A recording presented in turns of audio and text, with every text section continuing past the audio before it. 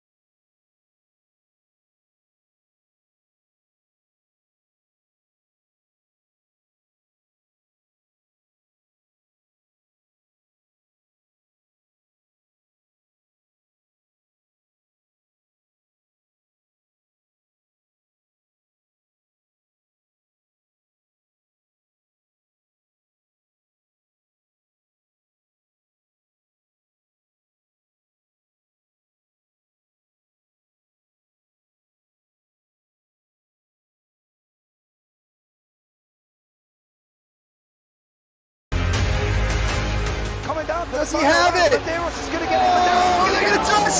Haven't got it! He's on the outside line though, going into the fastest corner on the circuit. Surely this can't work. Dominic Ligner has got a sensational run outside line now though for the heavy braking zone. Around the outside goes the Audi R8. Look how much Miller's come back into play. Exactly, Miller's still such trouble. He's left on second and change. All of a sudden, Miller's back in play. Can Barry do it? Big Barry's going to do it. Big Barry!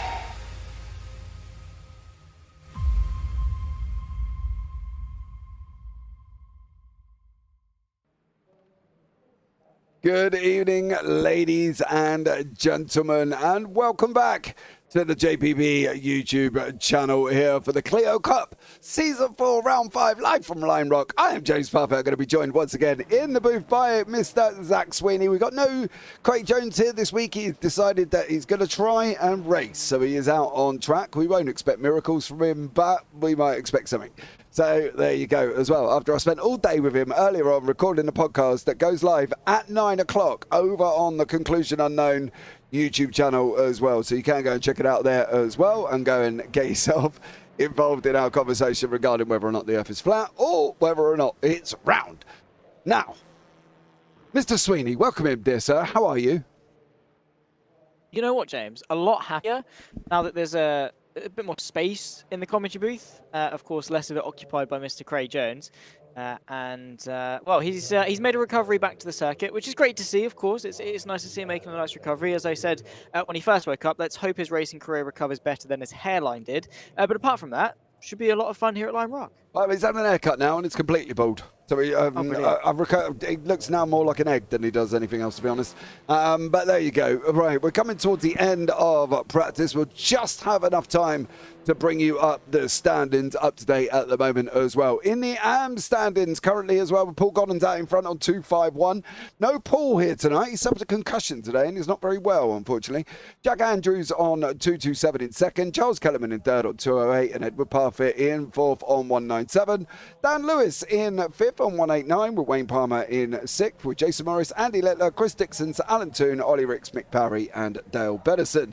In the AM team standings, Sim Stickers are out in front here this evening, currently with 436, over 1 point over Genuine Recycled by result. Then JPB Racing, Workguard by result, iRace Esports, Headwear by result, Spiral by result, and Safeguard by result in final, the 8th place.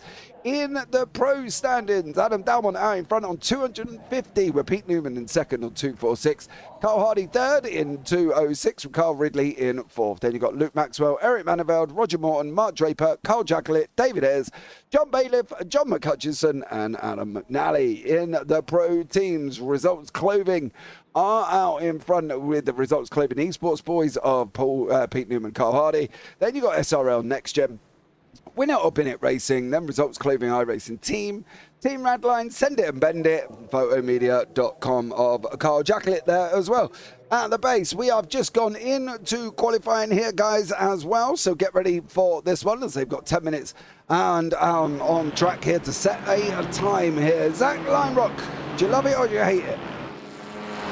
Well, Lime Rock is the circuit I came into iRacing with, obviously in the MX-5s, as you do. And I instantly sort of fell in love with this circuit. Maybe a little bit of bias because obviously, you know, it's your first circuit, it's your first time, and you're betting into a new service, and this is what you're introduced to it with. Yep. So in that regard, maybe, you know, a little bit of bias, but all in all, I think it is a great circuit, especially, you know, for the MX-5s, for the Clios, you know, the low power, low downforce type things. Also, completely forgot that my name was still on the front of that car, and I saw it, and I bugged out for a second. And then I remembered that it's on there. So yeah, they did cheers, guys. Appreciate that. But yeah, Lime Rock, all in all, is a really fun circuit to drive. And as I say, a lot of fun in the slower cars. So no reason why it shouldn't be successful here tonight. Yeah, I reckon it's going to be amazing. We've had some sub 1 minute laps. Not really hard considering the track is quite diddy here as well. We do have 20 people out on track at the moment. Once more. Now, we've decided that we're not going to put that annoyingly frustrating chicane in, which drives me crazy at the top, and we're not putting the annoying, frustrating chicane at the bottom either. They've got straight right turns. So practically, it's a variation of an oval, isn't it, at the moment, just with the wiggly bit in the middle?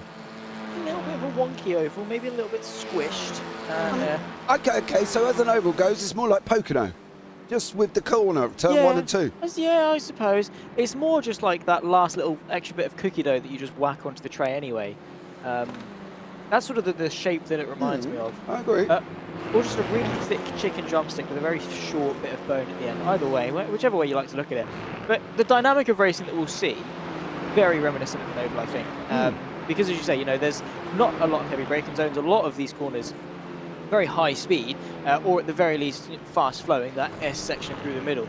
The only time you're really on the brakes for a significant amount of time is going to be turn 1, but even then it's not really that long of a braking zone. You just sort of slam the brakes on, aim the car at the curb, and just hold it tight, or sort of veer off as such. But even then, you're not really on the brakes for very long. Slipstream should, in theory, be, you know, quite a big part of this race today. As you can see, there is quite a lot of people, you know, bunched up together trying to maximise their slipstream. And of course, it's a short circuit, which should keep everyone close together anyway. So, yeah, NASCAR Clios, let's go. Yeah, definitely. John McCutcheon goes into fourth there with Pete Newman, Adam Delmont, and Luke Maxwell in front of him. We've got Carl Jacklett in the mix down in ninth. Jason Morris leading the AMS. He's been very quick. I think he was up in third or fourth in practice, Jason Morris. So, absolutely stellar job from him there as well. So absolutely blinding on that one. Dan Lewis is there with Charles Kellerman situated in fourth. So the two JPB Racing boys holding second and third at the moment, with Chris Dixon and Alan Toon and Roger Morton, who's hopefully going to be getting out on track here as well. I do love Lime Rock, and it, as you say, it's very, how can I put it? In a weird way, it's a flowing, fast circuit, especially on this layout, right? When you haven't got them two chicanes, one at the top and one at the bottom, it's really quite annoying. So when you haven't got them, you can afford to really throw these cars around. And it looks like, actually, John Bailiff may have just thrown the car around there in the process as well, going down the start-finish straight. So that would be an interesting one to see how he ended up quite there. I'm probably guessing he hit the curb, which he has done, and that sent him onto the grass, which it has done. So that's one of the things they've got to look out for here tonight as well, carrying too much speed through the final corner, and also the run down into turn 1 as well, as everybody goes down there into together. That when we get up and running, the last thing that we wanted to see them do is obviously go and career into each other, because that's always a possibility as well. Yes, so hopefully these guys are all on their best behaviour. That would obviously be an ideal scenario. But yeah, Lime Rock, with it being, you know, so fast and flowing like we've touched on at times, especially, of course, that final corner, because you don't have that second chicane to slow you down. Even when you've got that second chicane, you're still accelerating through that final corner. You're still carrying quite a lot of speed. So now, effectively, you're going sort of top end of fourth gear, maybe top end of third gear. Not really ever driven these Clios or Lime Rock in quite a while. So sort of in that area, but still, you know, a fair decent chunk of what the Clio's top speed is capable of. And then you've got to get through what is probably just over about 90-degree radius, maybe close to about 110 maybe degrees radius corner, with not much runoff going in and definitely not much runoff coming out. Lap 1 will be very interesting, I'm sure. Yeah, I'm hoping they don't go career into each other. Last week was a little bit messy, and I did have to, you know, put a naughty message out saying, boys, come on, you know, that wasn't good enough. There was, you know, more incidents than we cared to imagine, and we had a lot of discussion points, and we had a lot of, how can I put it, somewhat acrimonious messages between individuals as well. That's all been dealt with now as well, and that's all settled down, and we haven't seen any more of that one either. But I think the standard of driving from what last week was to how this week's going to be, I think this week's going to be good. I think that they've all, you know, come back and hopefully should have learned from what it brought them last week to hopefully now improving on what it brings them this week. Yeah, I mean, everyone makes mistakes. We're not ever going to have a perfect week as such. But driving standards, you know, these guys know what driving standards are. These guys know where the limit is. And to be fair, we tolerate quite a lot in fairness. I mean, obviously thinking back to all the arguments that we had last week, it was, well, yeah, they were there. But at the end of the day, they were over the line.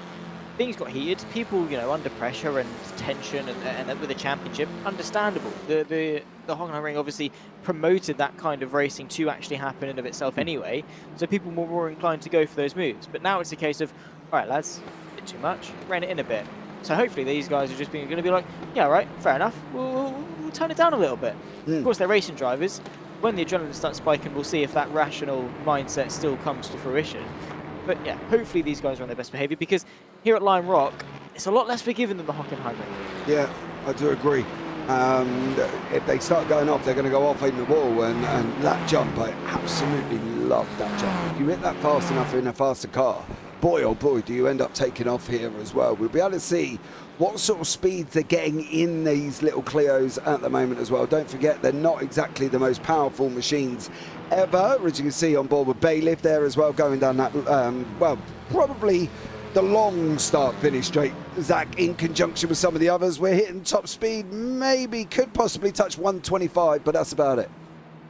They're not very fast, but relative to the circuit, it's a fair decent chunk of speed. And to be fair, you know, these Clios, it's also, you know, a fairly decent chunk of their speed as well. So they are going fast, and of course, as you can see, they've not got a lot of downforce. I mean, they've got an ever so tiny little rear splitter on the back. Look at that little tiny flimsy thing on the back, and of course the hood on the top to maximise the air intake as well. Also, that which adds extra horsepower. Obviously, why wouldn't it? And obviously makes the car look cooler. But all in all, not got a lot of grip. Front wheel drive as well. And these curbs here, they are a little bit slippery, and of course you touch that grass and you are essentially a passenger that will find yourself into the barrier. So you can see that apex speed for John Bailiff, what was that, 97, 96 that he dropped to through that final corner? Yeah. And that's on a lap where he's pulling into the pit lane, let alone a hot lap. So yeah, they're going to be carrying a lot of speed around these corners. Yeah, they definitely are. Look, I know from road tests as well, them rear wings, you know, barely do anything. I don't, you know, within the form of airflow and stuff, you've got to be well above. I'm guessing around about the 130, 140 mark for them to even remotely attempt to do anything with these cars. They, you know, these are glorified roller skates on four wheels. You know, some may say a hairdresser's car as well. Obviously, they're not an Audi TT, which was originally deemed the hairdresser, or an A1, yeah, they're deemed the hairdresser's car overall there as well. So I think, you know, in conjunction with rear wings, I think they're just there mainly for decoration. I don't think they're actually going to do a massive amounts, especially with, you know, the bump in the front that really probably doesn't do a lot either, to be honest. But there we go. They haven't got a lot, but they've got a fast track to contend with. We are coming to the end of qualifying now, so we will be able to bring you up the grid for race 1 and tell you who is going to be where. Well, it's Pete Newman out in front with Adam Dalmont in second, Luke Maxwell third, John McCutcheon fourth, and then Carl Ridley in fifth. Carl Hardy sixth with John Bailiff seventh, David Ayres eighth, Carl Jacklett ninth, and Roger Morton in 10th. Then we go into the AM battle of Jason Morris, Edward Parfitt, Charles Kellerman and Dan Lewis. Then we've got the returning Craig Jones, Ollie Ricks, Chris Dixon, Sir Alan Toone there. And then at the back end of that one, Adam McNally and Jack Andrews. It's going to be tough for Adam McNally there, Zach, to start fighting his way through. Yeah, it is. Obviously, you've got to fight your way forwards and crucially inside that top 10 to really benefit for race 2 and then the top 20 of course for race 3. But you've got to use it all as a stepping stone. Qualifying hasn't gone well. Push forward, get yourself as many places as you can and just try and save the evening because you've got 3 chances to climb your way up the field. Yeah, I do fully agree. Don't forget it's a top 10 reverse for race 2, top 15 reverse for race 3. Luke Maxwell does make it this time onto the grid, which is absolutely amazing because I believe he missed one last week, Zach, if I'm not mistaken, as well. I believe. I think he did, yeah. Yeah, he did. Race 1. Yeah. So the lights are coming on. We've got 20 cars on track now as well. 3, 4, 5. And Pete Newman sets us off underway with Adam Dalmont. Dalmont's come over, covered off Maxwell straight away there. He knew he had to. He's looking at taking the inside line. John McCutcheon's got a little bit of pace behind him as well as Carl Ridley. Now this is the turn where they've got to go basically very wide to pull it back in here as well. Carl Hardy going side by side at the same time. There's movement at the back as well in the AMS with Jason Morris here once more. He's battling away with Edward Parfitt tucked up right behind him as well. Dan Lewis unfortunately has gone off. Not a great start for Dan there as well. I think Chris Dixon may have had a bit of a moment. They're trying to run 3 wide. I don't think 3 wide this early on is going to really help. Adam McNally trying to move through once more as well. Gee whiz, he just makes it past Craig Jones as they start going on the run around West Bend now, Zach, and on their way down into the diving turn. Yeah, as far as first laps go, not a complete disaster. A lot of carnage, a lot of chaos, but great respect given along the way as well. Perfect start for the top 5. No changes. Very wide there, I believe. I think that might have been Chris Dixon running ever so slightly wide. Has put him under a slight bit of pressure. Here comes Craig Jones trying to put some pressure onto Adam McNally onto the inside of turn number 1. Let's see who's going to be the braver one on the brakes. I think it is going to be Craig Jones that seals himself ahead. Double apex right-hander, of course, turn number 1. So you set yourself up through the first apex to nip back for the second, but no space opened up. There's a huge crash in going into turn 2. Oh, down. That looks like Roger Morton, Jason Morris, and Carl Jacklett. Oh, Morton there as oh, nowhere for them to go. I might need to go back just a little bit further on that one. Oh. You know what, that is one area that drives me absolutely insane. There was a gap there between them 2 gentlemen here once more, and the fabulous world that we have seen here. Roger Morton still running there once more. Chris Dixon looked like he was going up the side of the circuit as well. John Bailiff battling away with Carl Hardy and Kyle Ridley up the road with David Ayres trying to chase it down. Edward Parfitt now leading the AMS. He's being chased down 1 second over Charles Kellerman here. So a great battles all the way through the field. The AMS and pros taking it to each other there, and Roger Morton, and unfortunately for Carl Jacklett, not a good time for either of them. Nah, definitely not, which is a shame, of course, for Carl Jacklett taking that step up into the pros. He has had a fairly good season, but of course, your luck has to run out at some point. You have to have a bad round at some point. So unfortunately for Carl Jacklett, that appears to be today. A lot of trains out there on circuit, as you can see. Morton, Andrews, Lewis, Dixon, Jacklett in this fight for 14th. Also very, very close at the front. Newman and Delmont 1 and 2. Maxwell keeping that consistency up. I mean, his pace at Hockenheim was really strong. I think he did it in the end, managed to fight for a podium in the end, despite obviously not having qualified or made it onto the grid for race 1 or whatever. His pace has been really strong, and he's keeping that up for a second week in a row.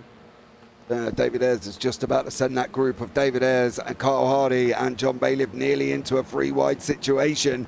Ayres is trying to get his nose just alongside. Oh, Hardy turns around and says no.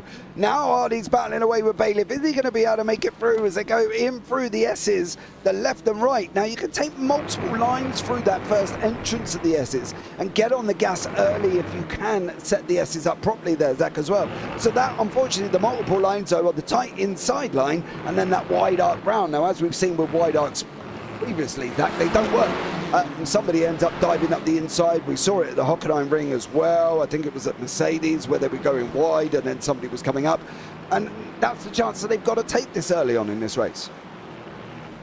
Yeah, looking for gaps everywhere, really, because, as we say, you're not really on the brakes for very long here at Lime Rock. You have to search for the gaps and just put your car there, essentially, and just commit to get the move done, particularly sort of into turn 2. You can just keep your foot down side by side in the background. I think at least thinking about it is Kellerman on Parfitt, but no way through for Kellerman as it stands. Parfitt, you can see scraping the tyre as he goes through turn number 1, side by side just behind as well. So, of course, Charles Kellerman on the fringes of that top 10, the all-important top 10 for the reverse grid, but I think maybe just wanted to make it a little bit more comfortable by getting that 9th place. Yeah, he's definitely trying. He's crawling all over the back here. He got a great run out there as well, coming up through Big Bend and up into the uphill, the right-hander. Now we're going to go. Kellerman's run he's going to try. I'm not quite sure who had the best line there, as both of them look like they were out of shape, judging by that car position. Yeah, a little bit. Of course, both of them are driving as close to the limit as they can physically get. And of course, for Kellerman, now he's got a little bit of company. McNally, Ricks, Jones, not a million miles away as well. A much better run, though, from Charles Kellerman. You can see that they're actually going to send it 3 wide as McNally is able to get that backwards momentum, slice his way through the middle and get both in one. Parfitt, unfortunately, goes from a fairly comfortable position inside the top 10 to now outside of it. And he's going to be fighting to get his way back in and already looking to the outside of turn 1. Yeah, try to go around the outside there as well. Pete Newman, Adam Dalmont and Luke Maxwell are all very close. Oh, no. Boy, never a gap there in a month for Sunday. Shouldn't have even been there. And unfortunately for Charles Kellerman, that has now put Charles Kellerman down the field there as well. I've got to be honest, never a gap there for Edward to even stick his nose up. No, maybe not. And that's really been the only thing that's been letting Parfitt down, is the fact that he's just been putting his nose not necessarily where it belongs on a couple of occasions, which is fair. You know, he's fairly new, he's fairly raw in terms of his experience and stuff, so he's still learning that racecraft for when not to go for moves, and he'll quickly learn, of course, with all these mistakes and things. But his pace, in fairness, it's been good. I mean, his consistency is there.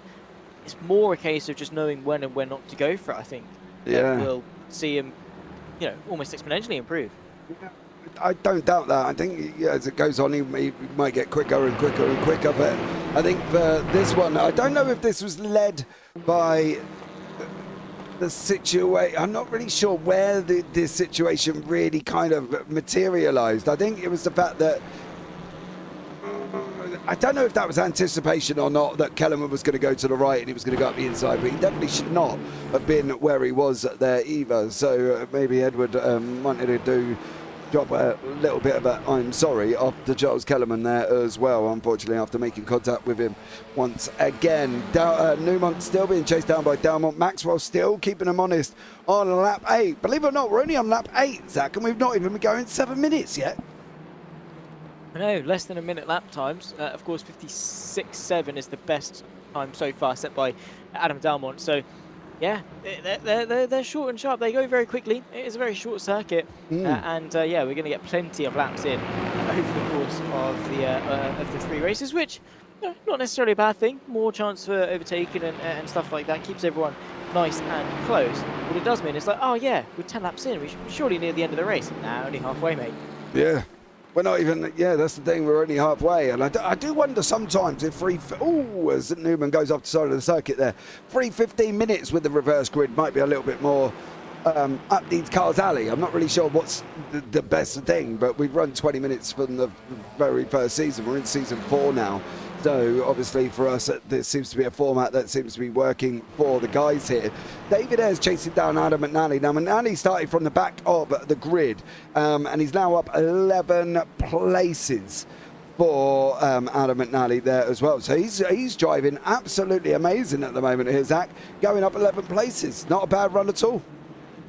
Showcasing that overtaking definitely is possible. Also showcasing how quick of a driver he is to get 11 places in the span of 8 minutes. And that's not necessarily because he's been a lot quicker than those in front. Of course, that does help. but he's just been so aware of his situation, of his circumstance around him, like that two-way move on Kellerman and Parfitt, for example. He knew full well, I'm just going to lift off into this final corner, they're going to go wide, I'll put my foot down, go straight through the middle of them. He knew exactly how to do that. It's making the most of the opportunities you've been given and not necessarily sticking to an exact recipe, because we say that about circuits, don't we? There's overtaking spots here, here, and here, and this is where you should go for it. But you're never really going to get, all of your overtake, opportunities come up there. It might be in the most obscure part of the circuit, but you still have to make the most of those opportunities. It's exactly what McNally's done in race 1. Yeah, definitely, and I do fully agree there as well. So great job from McNally. But now we've got this Newman-Delmont battle materialising as well. Can Delmont get him, do we think, here as well? We're going to go round the right-hander of the start of the uphill as well. Not much of a lift. Get the car hooked up. Over the jump we go. Try and keep it off the grass off the left-hand side. Now we're going to lift it again. A little touch of the brake. Now onto the accelerator once more. Over the curb on the outside. Dropping down the hill now, Zach. And they do carry. I think their speed is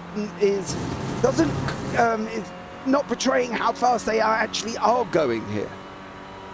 Yeah, perception of speed is interesting because, of course, 100 miles an hour in a Clio probably feels like 150 odd maybe in a Lamborghini or whatever. It's more. Oh well, no, 100 miles an hour in a Clio is probably closer to feeling like 200 miles an hour in a Lamborghini as such. That sense of speed that you get is astonishing, and it's obviously relative from car to car, and that's why out on the roads it's why they say drive a slow car fast rather than a fast car slow, because the sensation of speed you get to rag these cars off the limiter all the time, pushing their top speeds before you go into fairly tight, twisty complex with not a lot of downforce, not a lot of grip, front wheel drive, and a lot of undulation changes as well. I'm sure these guys are having just an absolute blast, and yeah, if I was in VR, I'd be having a surreal time.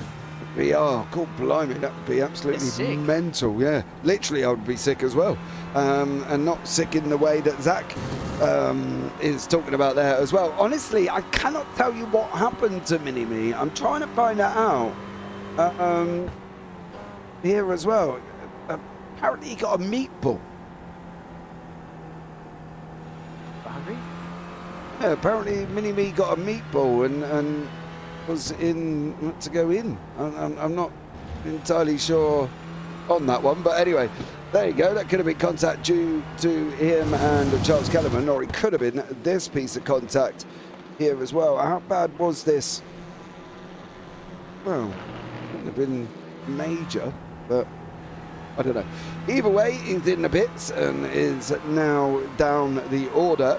But Mini-Me, but Adam Delmont and Pete Newman still battling it out. We've got David Ayres now just been passed, I believe, by McNally as well. So McNally on an absolute flyer here once again and has moved his way up into 8th place. Then we've got further down with Carl Jacklett, who's got Dan Lewis and Jack Andrews chasing him down here as well. Young Jack doing a stellar job this season as well. Second, well, 1.5 seasons in, technically, from where he started last season. And again, another driver that's improved. Yeah, taking some really steady step forward, of course.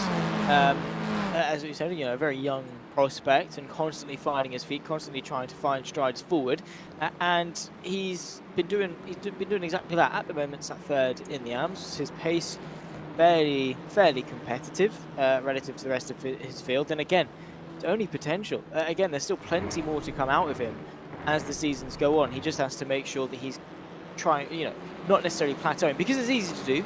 When you first start, you get so much improvement. You think, yeah, I've got so much potential. I'm going to take it all the way to the top, and then you plateau a little bit. He's got to be sure that each round, each season, he's just taking a little bit more of a step forward, one extra step up the ladder, if you will, in order to find those improvements, an extra 1/10 of a second, or a little bit extra knowledge on racecraft or strategy or whatever it is.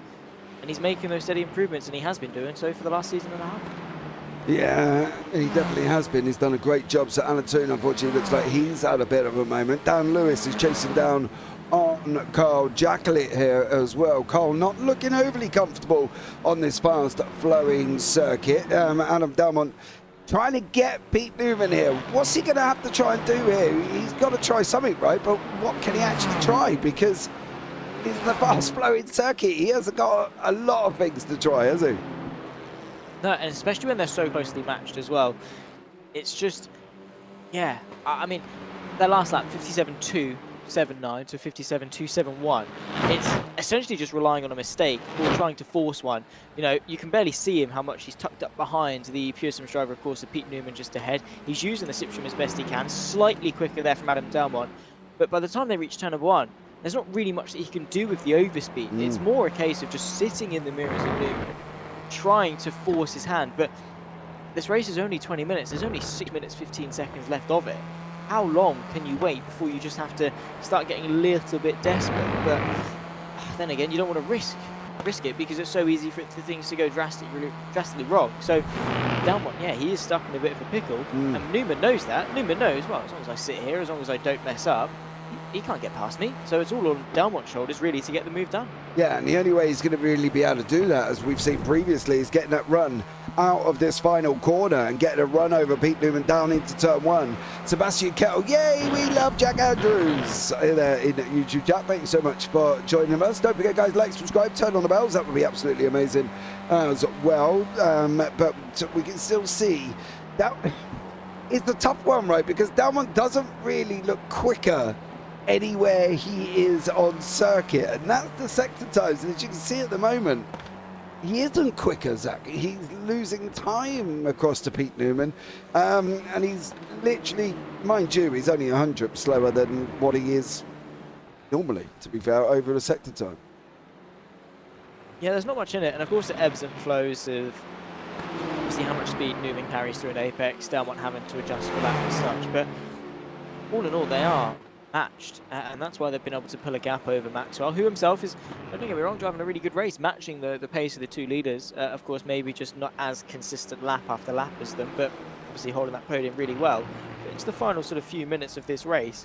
Delmont needs to be looking for something, needs to be exploiting a weakness, but, oh, it's like trying to get blood out of a stone, trying to get a weakness out of Pete Newman. That's the thing, you just don't know where the weakness is going to come from. And at the moment, there doesn't seem to be. Delmont's been quicker, though, mind you. 4 out of the 5 laps. Pete Newman's been quick on lap 15 there, but Delmont has been quicker over the rest of the time. But he's I don't know. He's got to either try and force the move and send it up the inside, or he's got to put Pete off somewhere, or he's got to jig. I don't know. I honestly cannot say what Delmont needs to do. Either that, or he's got to settle for second place and hope he can get him in the reverse.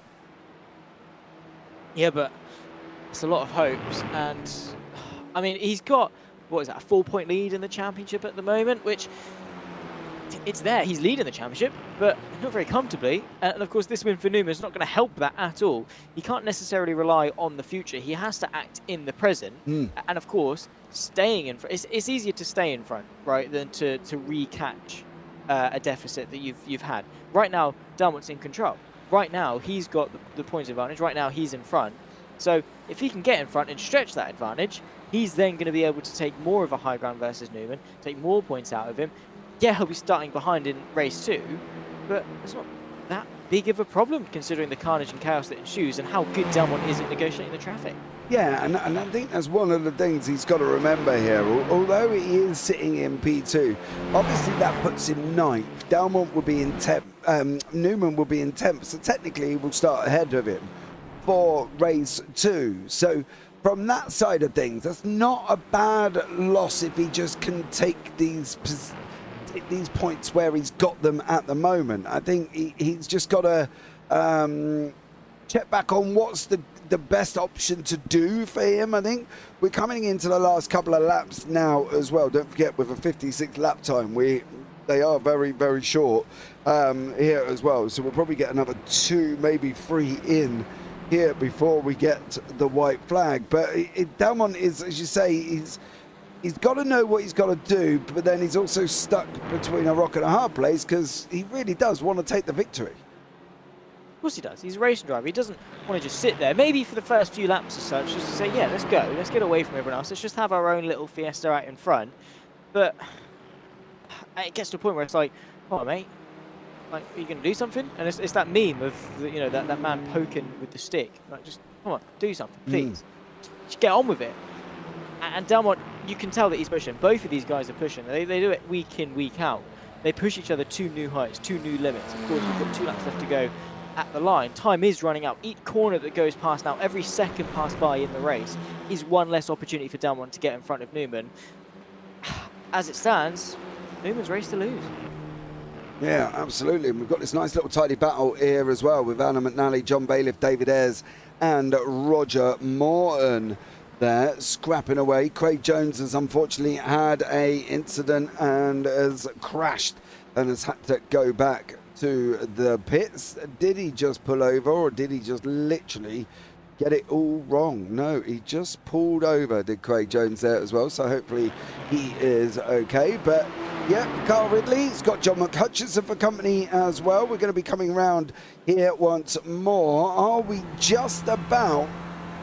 I think this could be the white flag here. It is. Barney's waving.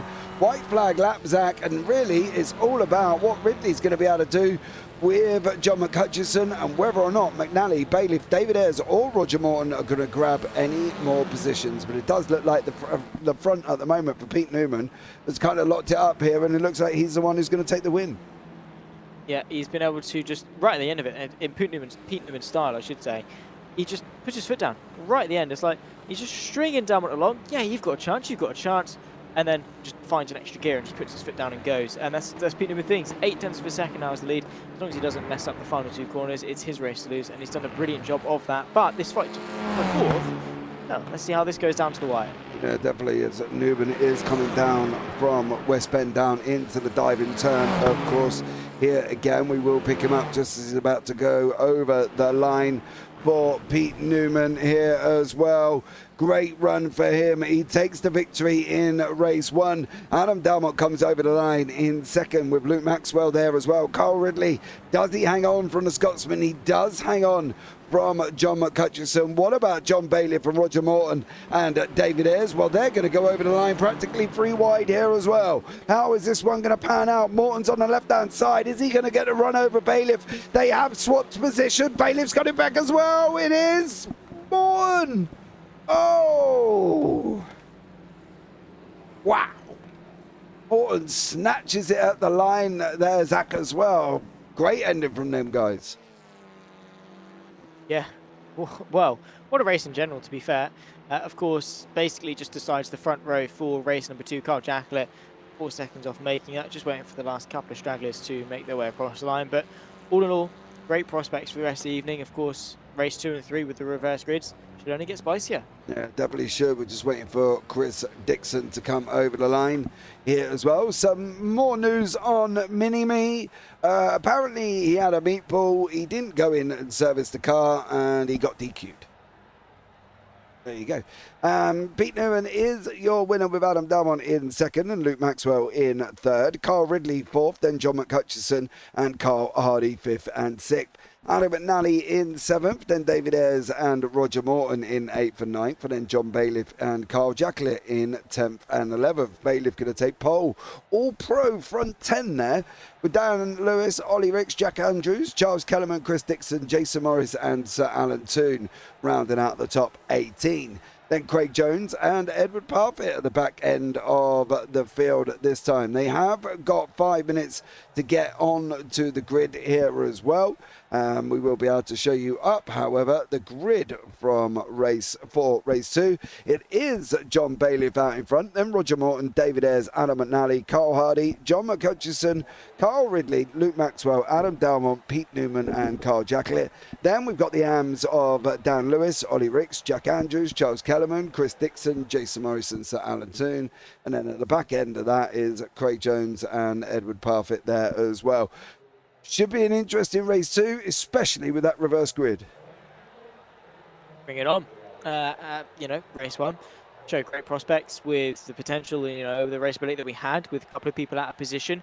It's basically exactly what we've got for race 2 and 3. People out of position. Those a little bit more fortunate in race 1 to finish higher up. Now starting all the way, towards the back end of the top 10 as such and moving their way forwards.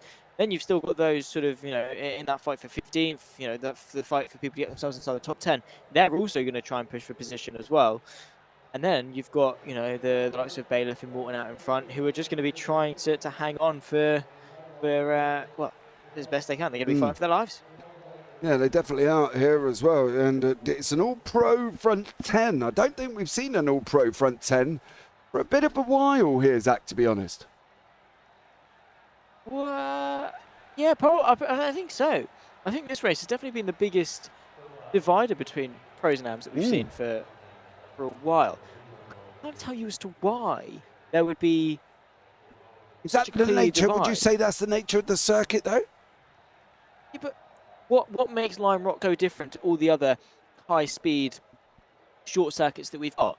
Why at the Hockenheim Ring did we not see such a divide? Why were the AMs more able to mix it up? Surely you'd think that a fast-flowing circuit, almost reminiscent of oval racing, would allow the AMs to mix it up more with the pros. You'd think it'd be a much more technical circuit that would cause such a big divide.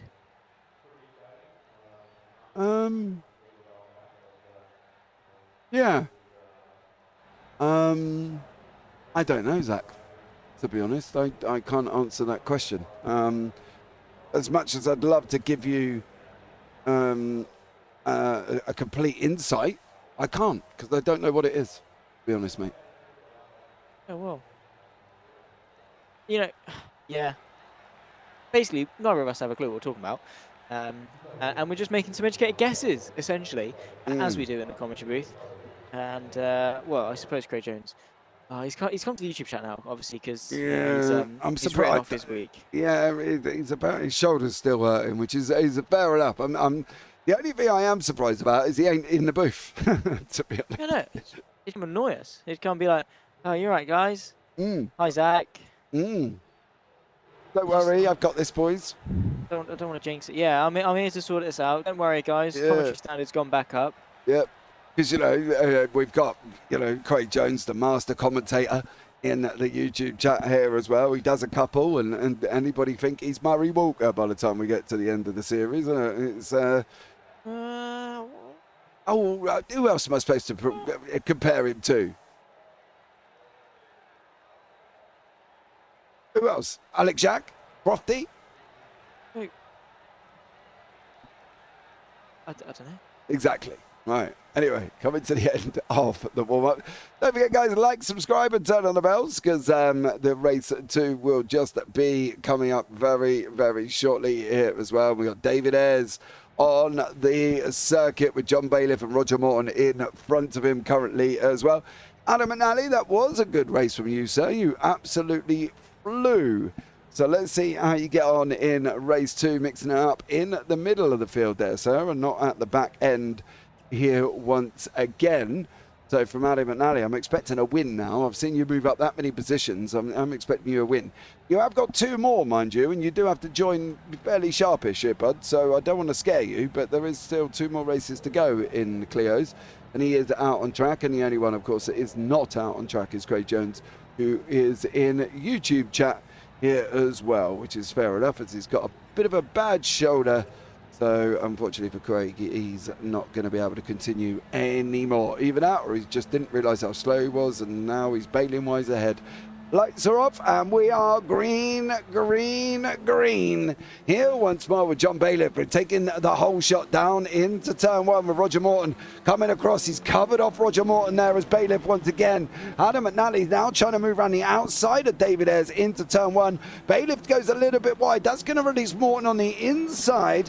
Now is Morton going to be able to hold the outside as we go round through the S's here. David Ayres going to try and tuck his nose in. So is Adam McNally. John McHutchinson and Carl Ridley. Oh, John, hold it. Or was that Luke Maxwell? That might have been actually. No, it was John McHutchinson. They're caught up in all of that little bit of a fracas. And now McHutchinson got Ollie Ricks for company with Jack Andrews, Charles Kellerman, Jason Morris, and Edward Parfitt, who's up 3 places there. Not a bad start from John Bailiff. He did what he had to do, but he only just managed to cover off Roger Morton. Yeah, well, only just is still doing, and he leads the first lap. Of course, going to be under a ton of pressure. You can see David Ayres not waiting around to spark an opportunity. Defensive goes to 22. Also side by side in the background, I think that might be Pete Newman fighting away with Adam Delmont side by side for the lead, though. Ayres goes to the outside. Bailiff defends quite nicely. Might go a little bit too deep. There's the move, though, squeezing his way down the inside.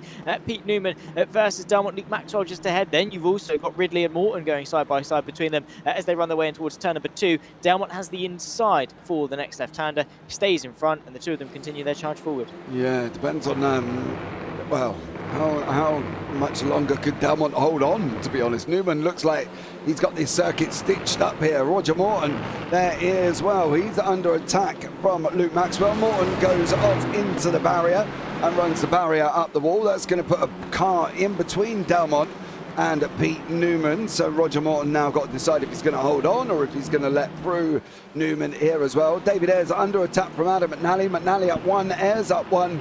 They're the only real changes. Whoa, somebody's into the pits. Roger Morton is into the pits already. And I don't even think he made it into the pits. He didn't. He's ended up like that. And he's still trying to put his foot down as well. The car's still spinning. It was a tap. He was invited in. Oh! Then tries to... I think he basically at that point just thought, I've got to try and at least get into the pit lane. That's the only way I'm going to survive this. I don't know if he accidentally... I think he was trying, wasn't he? He was just... And then... Too much speed. And then just did that. Well, that happened. I think he's going back. No, I don't think he is, to be honest, here as well. Dan Lewis under attack from John McCutcheon. Pro and out battle again for Lewis. Yeah, let him through. Makes more sense once more. Charles Kellerman chasing down Jack Andrews, both from the Genuine Recycled by Results team here as well.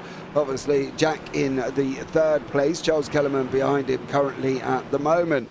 David Ayres and Adam McNally still going at it here, Zach, as well. These guys battling away for the first opening 4 laps, and we've still got 17 minutes left. Yeah, still plenty of racing yet to come, and hopefully a lot more battles along with that as well. Luke Maxwell actually being the one to take the first lap of the race so far. Of course, with everyone being so bunched up, David Ayres under pressure from McNally, who, well, we expected to win, at the very least the podium, I think, from him. And now Ayres is going to be under pressure. He's got 1, 2, 3, 4, 5, 6 cars all queued up behind him. John Bailiff is going to be loving this because, well, yes, that potentially is his fate to come. Over the course of the next couple of laps, he might be able to use this just as a tool to bridge a 2nd or a 2 gap. Yeah, he might be able to. David Ayres is strong though. He did well in the AMS last season and obviously promoted up to pros this season. So he is strong, but how is he under pressure with everybody else there? I can guarantee there's the likes of Luke Maxwell trying to go up the inside there as well. We've got that's Carl Hardy battling away. He's just about. He's not gonna. Is he gonna? No. Are they gonna? Oh, Luke, slide it. Maxwell holds on there as well. Ridley goes again. We've got Tokyo Drift from Carl Ridley as he's just been overtaken as they come out from behind the trees now as well. Adam Delmont puts another car between him and Pete Newman. But of course for Delmont, he's got Newman's teammate right next to him in Carl Hardy. And we know Carl Hardy's not going to play the team game, not going to allow Delmont through. But it looks like he might not have a choice here. Yeah, no, and you can see they're actually, Carl Ridley immediately trying to put some pressure onto Hardy. They are going to run about 3 wide. Newman just trying to get himself involved as well, following Delmont through, taking the wise option just to push him through on the inside. So Delmont gets ahead, 3 wide between the others. It's, of course, Hardy on the outside, Ridley in the middle, and then Newman trying to fill the space just in behind. You can see McCutcheon as well trying to get himself involved. So Delmont is clear. Ridley then able to hang on to 6th. It's Delmont picks his way through into, of course, 3rd place in this train, 7th place overall. Now the fight for 2nd continues. McNally versus Ayres, and McNally's been able to find a way through. Yeah, he has there as well on that run down into turn 1. I believe McNally now setting after John Bailiff. David Ayres has done a stellar job of holding everybody up here, and now he's got to, why they're all fighting, he's got to look at taking that breakaway and seeing if he can get away from Luke Maxwell. That's going to be the challenging part of it. Whether or not David Ayres can now get his head down and move away. In the background, you can see we've got Delmont, Ridley, Newman, Hardy, and McCutcheon. There's also Carl Jackalett just touching on to the end of that group with Darren Lewis and Ollie Ricks. Jack Andrews, Charles Kellerman, and Edward Parfitt. They're fighting their way further down the order. Top 15 reverse for race 2, currently occupied by Edward Parfitt. So maybe, just maybe, the boy might be on pole, but depends on how much further on he can move up here. Zach as well. Carl Jackalett though, and John McCutcheon fight out. The Scotsman trying to come back through the field after, well, what can only be deemed as a little bit of rubbing early on. Well, I don't really know how to consider that point. Obviously, keeping it PGB. Yeah, yeah, exactly. All in all, John McHutchison, he's not opposed to getting his hands dirty a little bit, just getting amongst the pack, but he's still firmly amongst everyone there. You can see in 9th place. Just he's got Jacqueline behind him, who, to be fair, has made a nice recovery despite the woes, of course, of race 1, finishing just outside the top 10. Moved his way inside that, of course, and will be starting on the 3rd row as it stands for race number 3. But potential to move forward. A racing driver will always find that potential and extract that potential if possible. Dalmont, though, closing in to Maxwell, who is now himself closing into Ayres, but as a collective, that gap to Bailiff now back under a second. Starting moving back forward again. David Ayres now has got Luke Maxwell tucked up. Maxwell's trying to go up the inside here as well. He did say he needed to get a little bit more aggressive with the Clios. He's used to driving an SR10 that's literally cardboard, and now we can go in a little bit of a Clio, give it a little bump and a grind here as well. Take some of the gold paint off, leave it on the white and red of David Ayres. He didn't do it that time around, but he's definitely looking a little bit more punchy than normal for Luke Maxwell. He's definitely putting his nose up there and getting side to side, a little bit of door bang going on there as well, and a great job from him, but unfortunately it looks like he might just lose that position to Adam Dalmont up the inside. Yeah, Dalmont squeezes his way through, really nicely done, making up, of course, for finishing second to Newman in race 1, but still we've got over half the race left to go, so plenty of time for Newman to catch up. But that's the story really when it comes to the reverse grid races. Dalmont so much better at just very quickly getting his way through the pack, making those overtakes, whereas Newman likes to take his time. In the end, they probably only finish 1 or 2 places apart, but Dalmont gets those positions done and dusted early, builds a gap back to his championship rival, and let's hope if he can carry that momentum forwards, of course for his sake, to extend that championship margin and make up for that deficit in race 1. The gap might open going into the final corner, but nothing yet versus David Ayres. The more they fight, the more time they lose to the top 2, who themselves might be looking tasty for a battle soon. Yeah, they definitely are. They're only 3 tenths apart. Here's Bailiff and McNally here as well. Dalmont's decided he's going to go and send it on the inside of David Ayres once more. Dalmont does make it here. Is he going to hold the inside line? Of course, if Ayres can run it around the outside, he's going to have the inside for 2. Dalmont gives him loads of room. Ayres goes in deep. He sticks his nose in. Now Dalmont's going to have the inside for the exit. The exit of the S's. Maxwell's going to try and follow him through as well. If this goes 3 wide into uphill, this is going to be a very interesting scenario. I don't even know if the track's wide enough. David Ayres has not given up. He's trying to allow Dalmont to have room there. That he didn't give up. He kept his foot in and has managed to hold the position. He has done really nice stuff. Great respect given, and now we've got a train that spans all the way from 3rd place down to Carl Jacqueline in 10th. Everyone nose to tail, pushing the absolute limits of what these cars can handle. And now we took ourselves over into the second half of this race, nose to tail, pretty much the entire upper portion of the field, bar the top 2. Defensive goes David Ayres. Adam Dalmont now forced to go to the outside. Could it be the mistake that sees him lose a couple of places? No, he's going to commit to it. He's going to carry the speed as well. Of course, it's a very long way round relative to David Ayres, but he's able to keep that agility. He's able to put his foot to the floor now in towards turn number 2, takes the inside line. Maxwell trying to get himself involved as well and open that space that Dalmont himself is just ever so slightly starting to wedge open for him, but it's all carnage ensued, and Dalmont himself through to 3rd, but David Ayres definitely not getting the longest stick. No, definitely there, and unfortunately that may have been with Carl Ridley. It was Carl Ridley. Him and David Ayres coming across the front. Is that Hardy? That's Newman going off. Oh, that is Newman and Carl Jacqueline. Oh! Is that Dan Lewis? It was Lewis. Wow. How did we end up there exactly? So Newman's here. He gets put round by his teammate. He then loses control into Carl Jacqueline, and then Dan Lewis comes in. Wow. Okay. Well, that happened. Well, yeah, definitely did. I mean, It's awkward because Newman was doing the right thing is to slow down to react to the incident, but with how close everyone was fighting, no one could really react, so just got tagged round. Wasn't really in control of his car. Side by side here for the lead. McNally makes his way nicely through on Bailiff and eventually takes the lead into the second half of this race. However, 3 cars separated by less than a second, of course, and now Bailiff is going to be under pressure from Delmont. McNally needs to use this to build a gap because here at Lime Rock and here in race 2, there's no one. Basically, I prefer everyone else but Delmont to be directly behind me for the fight for the lead. So McNally, yeah, move on, mate. Yes, McNally there going out, setting the pace at the moment. He's taken that lead away. He was quick in race 1. He'd moved up an absolute chunk of positions.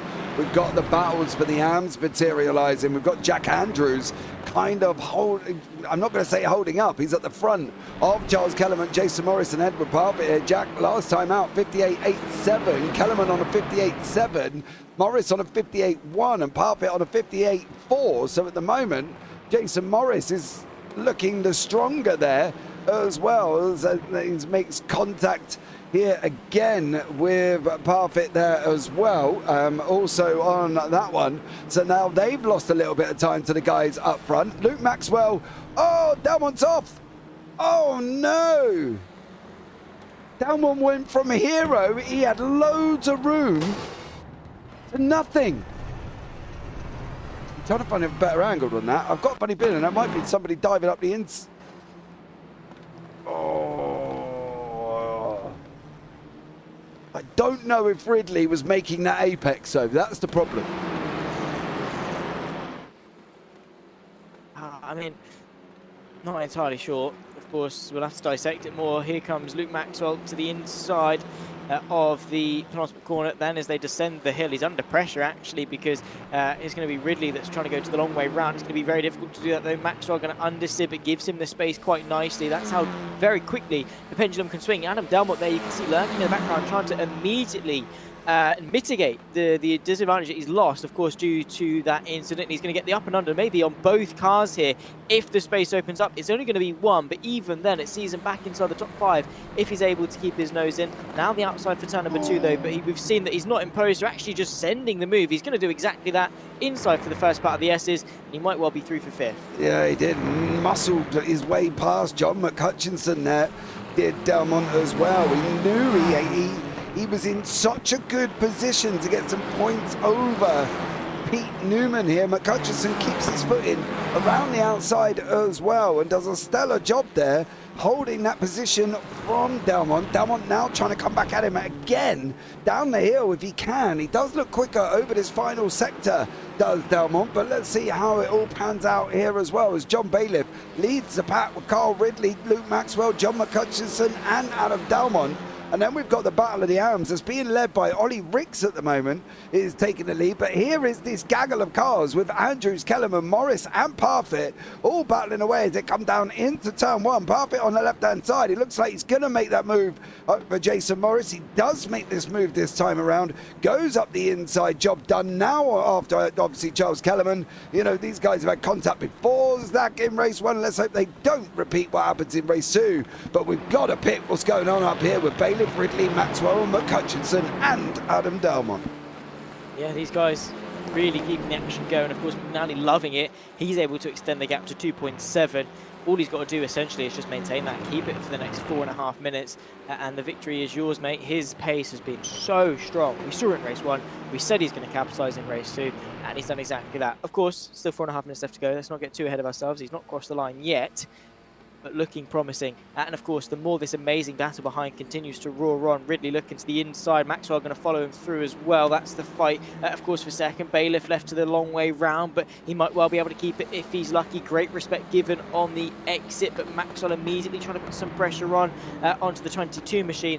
No way through into turn number 2. However, might well be able to just saw his way around the outside. Gets given the space for the next right. However, a little bit lackluster in terms of momentum on the exit. Still enough to pull him alongside. A little bit of slipstream as well from the car in P2 as they run their way into the fast right-hander, then 2 wide, 2 deep, up over the crest, and it's Bailiff just able to keep that third place. Oh, I tell you what, with Maxwell and McHutchison, we're literally pushing each other there as well. McHutchison's now being run side by side with Dalmont. Dalmont's going to be coming down the hill.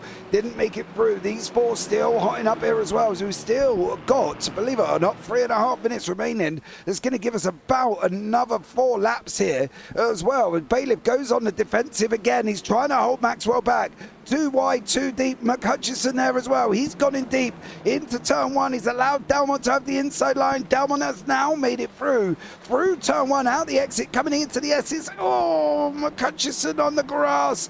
Maxwell running side by side with Bailiff. He keeps his nose in there as well. Is he going to be able to hold Bailiff? Bailiff comes over and covers. No, this can't work. This can't work. 3 wide on the run, down into the uphill. It does work. That Bailiff does manage to hold on. Dalmont now running side by side, up over the hill. Here comes McHutchison as well. He's covered off by Luke Maxwell. Round the right-hander now, 2 wide, 2 deep, and we've been like this for the majority of the circuit, Zach. And they're still going at each other as they're coming around the final quarter.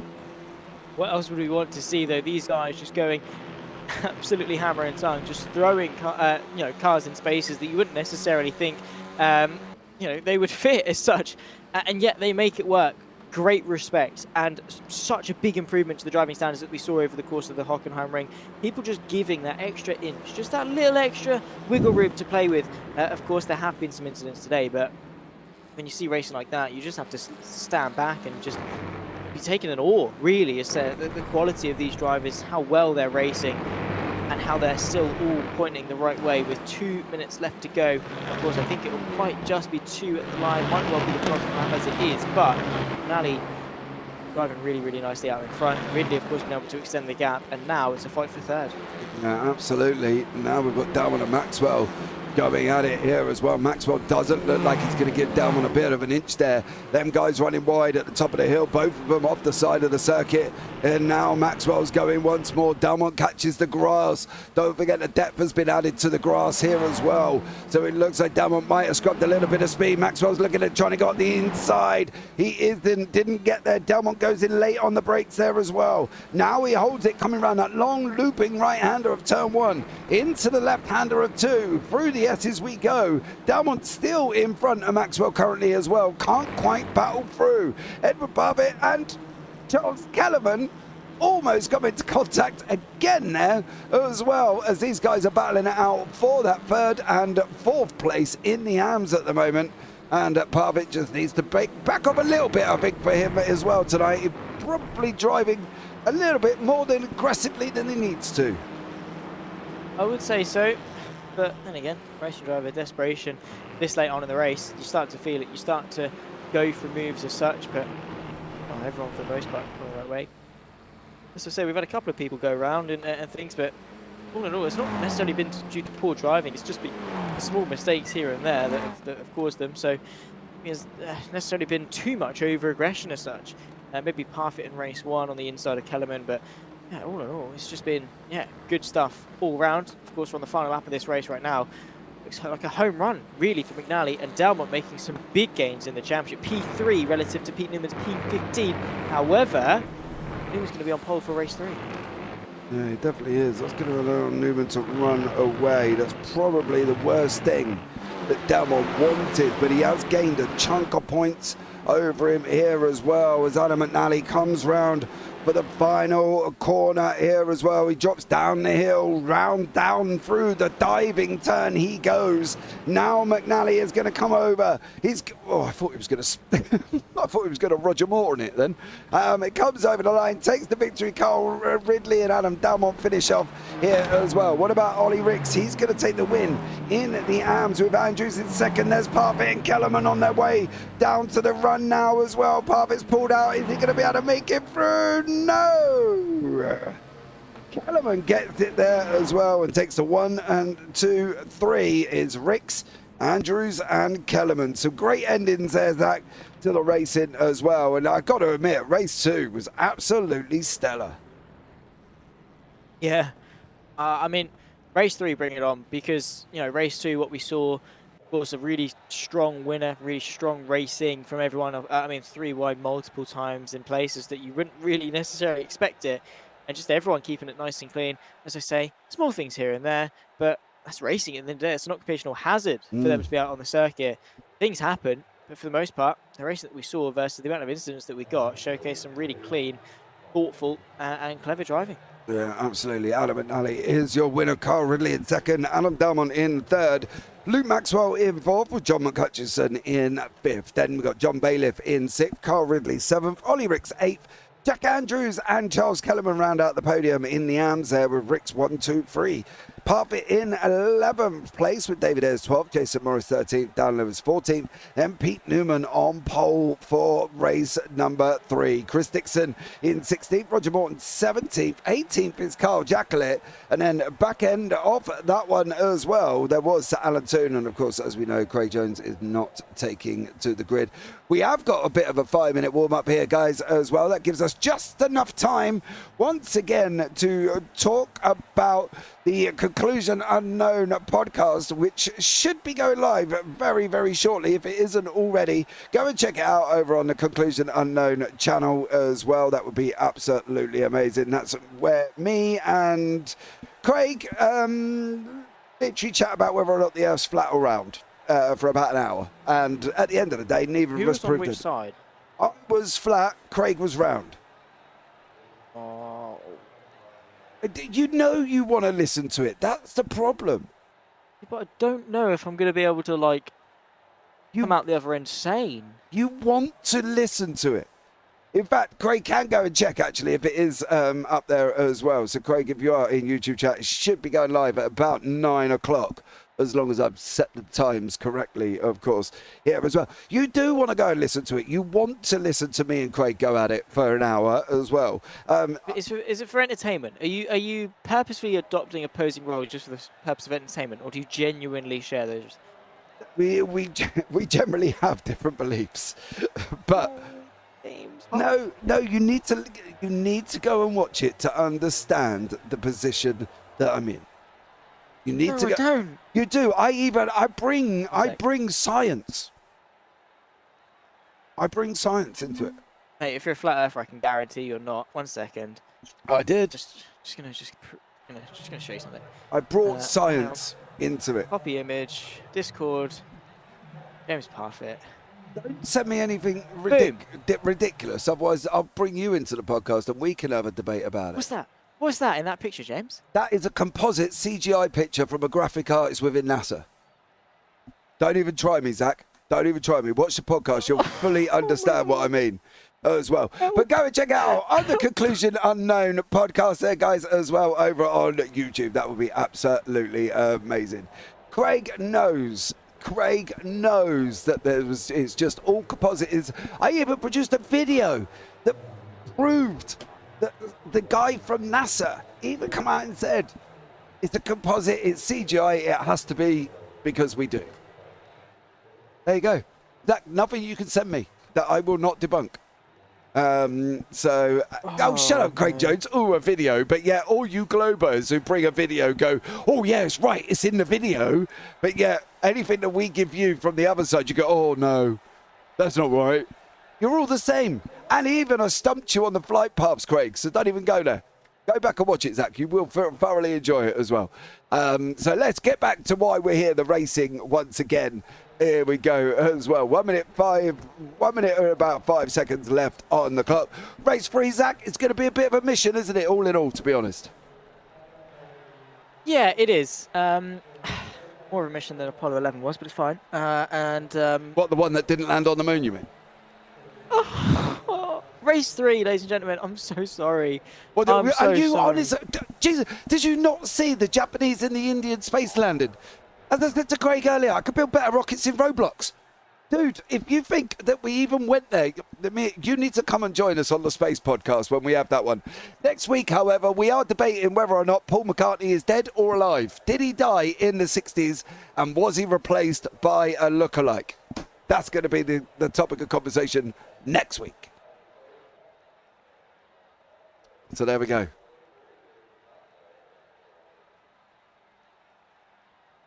Why have you gone quiet all of a sudden? I'm just in disbelief. Well, you can come and join me on the space debate, because even Craig doesn't even think we went to space. So there we go. Right, going forward now, we are going into race 3 as well. Now we have had a bit of a waffle here as well, as we're waiting for the grid for race 3 to come up once again, and we will be able to bring you all of the action here as well. Pete Newman will be on pole with Dan Lewis in 2nd, Jason Morris in 3rd, David Ayres 4th, and Edward Parfitt in 5th, Charles Kellerman in 6th, Jack Andrews 7th, and Ollie Ricks in 8th. Then we got the pros of Carl Hardy, John Bailiff, John McHutchison, Luke Maxwell, Adam Dalmont and Carl Ridley, Adam McNally, Chris Dixon, Roger Morton and Carl Jackalett. Beyond that, then we've got Sir Alan Toon, and of course we've got no Craig Jones here as well. But yeah, Pete Newman on the front row here, Zach. It's going to be an interesting one all in all. Can anybody stop him from the front row, do we think? Especially with all the AMs that are behind him. I mean, surely not. I mean, Pete Newman, he knows what he has to do in this race, which is lights out, gone. Right? There's no other way about it. He cannot make a mistake. If he wants any chance of holding a decent chunk of points coming out of this round versus Adam Delmont, he needs to win this race, make the most of the start, get away. Yep. Absolutely. That's what he's got to do here as well. So let's see. We've got 3 lights, 4 lights, 5 lights. Now Newman is on his way. It is green, green, green for race 3. Dan Lewis covers off Jason Morris coming into turn 1 as well. They are line astern currently at the moment. Charles Kellerman battling away with Jack Andrews. Ollie Ricks on the outside. Not an ideal position for Ollie Ricks to be there as well. Somebody is on the grass. I believe that is Carl Ridley. Long way on the grass all the way down to the back end of the field. Now we've got the mid-pack once again. Ollie Ricks is in the middle in that 95 car there as well. He's got Adam Delmont trying to come through on him. Delmont is trying that, and he knows he's got to get to the front as quickly as possible, Delmont, but he's got to do it cleanly as possible once again here as well, Zach. Newman did what he had to do with 2 wide, 2 deep going up over the uphill here, bud. And now some great action taking place here as well. Yeah, Adam Delmont not waiting around whatsoever, making those cut-foot moves when it counts. Adam McNally as well doing the same, following through and you know, working together, I think, just as a unit to carve their way forwards as best they can. Newman, though, slightly under pressure from Dan Lewis as it stands. 3 wide as they cross the line to kickstart lap number 2. You can see Carl Hardy trying to get himself involved, sandwiched between Parfitt, Kellerman either side as well into turn number 1 once again. Carl Hardy through into 5th place. And I have a sneaking suspicion that he might be playing rear gunner for Pete Newman. Yeah, I think he will be here as well. Parfitt is trying to close up on him once again. He's got Charles Kellerman right behind him here as well. If anything, for Parfitt, he can't hang around if he's losing time there as well. Jason Morris going side by side currently as well with a 2.64 of David Ayres. Ayres is going to take that position away. Now comes Carl Hardy into the mix as well. Dan Lewis is bolted up the road in the JPB Racing team, but it's all happening behind David Ayres here as well. As you can see, overall currently at the moment, the gap is literally 9 seconds over the whole field here. And you can see what sort of gap Newman's got. He's pulled out 8 tenths over Dan Lewis. He's got 1.9, and then we have nothing all the way down to 11th place. Yeah, well, everyone just... yeah, race 3, ladies and gentlemen. This is what it happens. It just builds up over the course of the evening, really, to get to this point. And now they're not waiting around. This is the boiling point. This is where everyone just chucks everything they've got left at the table and says, this is what I've got. Let's score some points out there. Newman already over a second over the rest of the field, and he can, I'm assuming, just is going to plan to continue that steady stride forward. But you can see, of course, between Lewis and Ayres, when that battle closes, if it doesn't close, because David Ayres in 3rd. He loves just anchoring down for a position, doesn't he? He definitely does here. We've got McHutchison in the mix. He's chasing down on Parfitt with Delmont as well here. Parfitt still behind Carl Hardy. He's following him through. That was looked like a bit of a move from Jason Morris with Carl Hardy. I think Hardy tried to have a go there as well as they dropped down into the final corner of the race. It looks like Bailiff's been off with Ollie Ricks and Roger Morton there as well. Looked like they may come into a little bit of contact. Alan McNally was pulling his nose out and has gone up the inside of Charles Kellerman, sorry, with Jack Andrews now behind him as well, with Ollie Ricks, of course, the race 2 winner here, and just unfortunately losing a place to Luke Maxwell at the same time. It's all getting a bit rough. Dalmont knows what he's got to do though, Zach. He's got to try and get through the field, but he's got some fast guys in front of him. Yeah, that's the tricky thing, is that he had to beat off so many people in race 2 to be able to get into that position, not only do it once, but also do it a number of times as well. And now he's got to do it all over again in race 3, and in a much shorter time frame if he wants to, you know, catch up and make the most before the field starts to spread. Side by side here, that's Hardy going side by side with Morris. That's the fight for 4th. Parfitt, McCutcheon, and of course Delmont making up the rear of this train. They're ducking and diving absolutely everywhere, trying to find some space and decide the best way through. 3 wide momentarily, I think, on that run in towards turn number 1. It's going to be Hardy that assumes the furthest right position. Bit of contact as they run their way through. I think that might be the Scotsman wide. Indeed it is. Delmont through for 5th. Yeah, Delmont making his way up through the field there as well. Looks like McCutcheon once again, unfortunately, off the side of the circuit. Was that all on his own? No. I don't really know on that one. It's a tough one because they were under the bridge at that point. Let's see if we can find a little bit of a better angle. I'm wondering if there was contact. Oh, there. I can't really work that one out, Zach. That movement doesn't say that there was physical contact. It more so looks like there was internet contact. Yeah, I think iRacing decided there was a bit of contact there, to be honest. It happens. If it was netcode, if it wasn't, whatever the issue is, probably leaning towards netcode. It happens. You know, different people from all over the world, different internet strengths as such. But here comes Delmont. Let's hope there's no netcode in his fight with Carl Hardy. This is probably going to be his toughest hurdle yet. Because Hardy is not in any position to allow Newman to lose any more points than he already is relative to Delmont, but very wide. And Delmont is getting, you can tell he's getting frustrated. Carl Hardy is trying to build that gap to as big as it possibly can be. Yeah, absolutely. You can tell there as well. But Hardy, he was so slow round turn 2. He was literally leading into the edges. He was just trickling round there. So for him, he's doing a proper job on Adam Delmont here as well. Delmont knows he needs to get a shifty on. He doesn't have long to try and contend with it. He's got to be able to get through. Now he's going to try and go down the hill. Parfitt's got McNally right behind him as well. He's trying to do rear gunner for Dan Lewis, his teammate, who's right up front there as well, as he comes underneath us now as well. McNally surely is going to make through on Parfitt this time as well. What about Delmont? Is Delmont going to run the outside of Carl Hardy? Hardy lets it in deep. He's got it way too deep. Oh, for Hardy. Way, way, way too deep there as well. Oh. He was doing so well. And then it just all went Pete Tong. So easy to happen when you're fighting so hard and defending so hard, moreover. Delmont, though, nearly ran himself off the road, but eventually decided to think, nah, I'm going to tuck in behind, actually. It's probably a wiser idea. Up now into 4th, 1.5 seconds to David Ayres. That's going to be his next hurdle. But still with plenty of this race left to go, and he's already carved his way inside the top 4, which is a mighty feat at that. Carl Jacklin versus Roger Morton. That's the fight for 14th. A little bit wide, though, from Bailiff, I believe. And Kellerman, both of them. Yeah, both of them off the side of the circuit there as well. Kellerman was off as well. So, yeah, look at the battle of cars behind the Luke Maxwell, sorry it is here. I thought that was actually John McCutcheon, considering I couldn't actually see the Union Jack on top of Luke's car there, rather than the Scottish one that is on the top of McCutcheon's. But, yeah, for Luke Maxwell, he's got Kellerman, who almost in a weird way is doing Luke a favour by holding up the likes of Ridley, holding up Bailiff, holding up Jacklin, Morton and so on. So for Luke Maxwell, he's got to use his time. Maxwell's got to clear Morris, which he is just about to do, and allow the AMs to go full bore at it. That's all he can do, isn't it? He can't get involved in that mix there that's going on behind him, because he is a mixture. There's a mixture of AMs, there's a mixture of pros, and it could all just go wrong further back there. Definitely not the pro-am divide that we saw in race 1, that's for sure.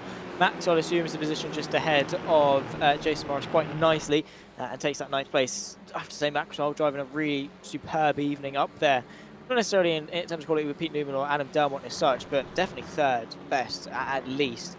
in terms of pace and racecraft side by side as well. There's, I think, Ridley and Morris fight over P10. Ridley moving his way up as well, nicely assuming that inside line. Very wide in the background, I think. That might be Roger Morton. Yeah, and I got a funny feeling there may have been contact with Jack. No, it was Carl Jacklett and then Jack Andrews. Whoa. How did that initial contact? Oh. Bit of a weird one, isn't it?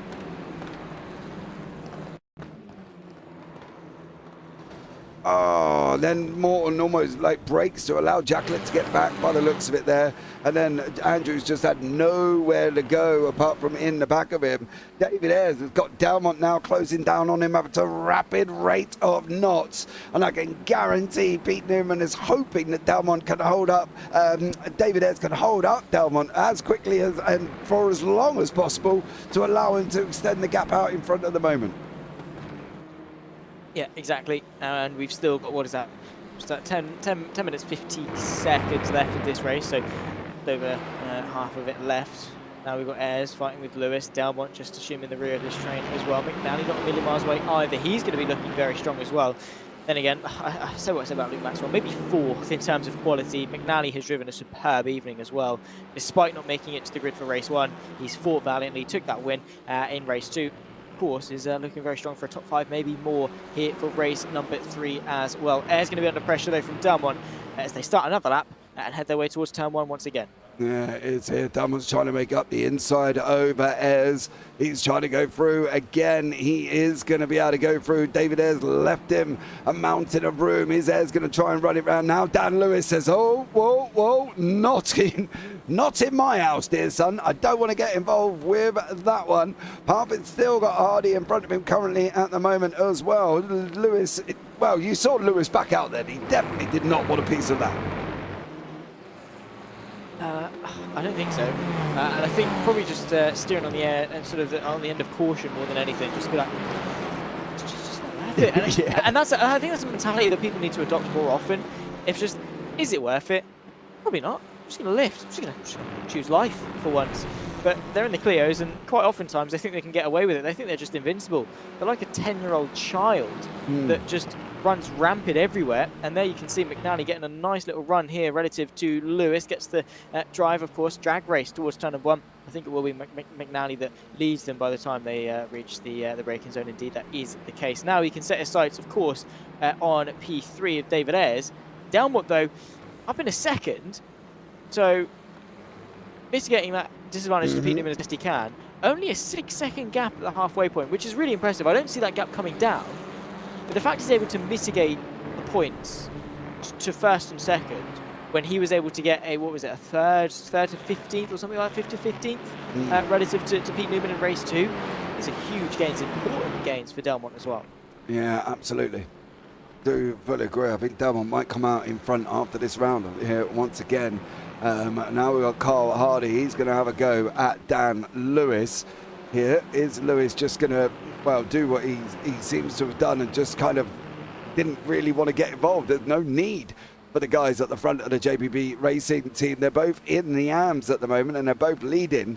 You might as well let him get on with it, Dan, because at the end of the day, you are still leading. It's now a 1-2 for the JPB racing boys in the AMs. However, it isn't a 1-2 with John Bailiff, who's battling away with Jason Morris. Believe it or not, Jason Morris, Charles Kellerman, Carl Jacklett and Ollie Ricks still going at each other here as well. And this is a battle for 11th, 12th, 13th, 14th and 15th. Bringing the heat. Bailiff has had a topsy-turvy evening. He's had some highs, he's had some lows, but right now sat in 11th place. Should have a brilliant battle with those behind him. Probably not much chance of going forwards, but definitely plenty of chance as to battle for the position that he's already got. Lewis and Parfitt as well. That's the fight for the AM lead for P6 overall as well. So that's something to keep our eye out for. It's very wide, I believe, goes Kellerman. Carl Jacklett now going to pick his way to the inside to try and find his way past. Indeed he is. Up in the 13th. Ollie Ricks as well, trying to move his way into the mix. Very wide, it must be said, from Jason Morris. Now it's Carnage in the background for that fight for 13th. Yeah, they're going to be almost 3 wide coming down into turn 1 there as well. That's Jacklett with Kellerman and Ollie Ricks. Ricks doesn't want any part of that. He almost goes in too deep into turn one. Jacklett does make it past Kellerman there as well. Kellerman just outbraked himself a little bit. Now we've got John Bailiff still trying to clear away from Jason Morris, not really being able to do that at the moment. And then we've got the two JPB boys at the front here as well as they battle it. Well, I don't think they're going to really battle. I'm hoping they're talking to each other here as well and wrap up the team points, as that probably would make more sense for these two guys at the front of these AMs. Yeah, maybe so. But battle it out, have some fun. I mean, for Lewis and Parfitt, I mean, yeah, teammates and stuff. I mean, maybe from that side of things, yeah, they've got to be a bit careful, maybe not put up much of a fight to those behind them. But at the end of the day, Edward Parfitt, he wants to win in the AMs. He wants to prove himself with some racecraft, and he wants to, make some steps forward. I mean, a teammate is probably the best rivalry that you can use to sort of better yourself as such, because you've got that trust, you've got that chemistry. You should be able to battle side by side without things going wrong. Well, you would have. My fear of that is it's like anything, right? Whenever things go wrong and it goes on between teams, they end up jeopardising each other, which just doesn't seem right. That they, after battling away where they was, Dan's obviously down 4, Edward's down 2, considering they started within the mix of the pros, which is no surprise considering you got Hardy, McNally, Ayres, Delmont and Newman coming through at you as well. It was fairly obvious that somebody somewhere they were going to lose positions, right? Let's be realistic about it. But I don't know if battling within the team is probably best. Like we've got the Team Radline boys behind, led by John McHutchinson.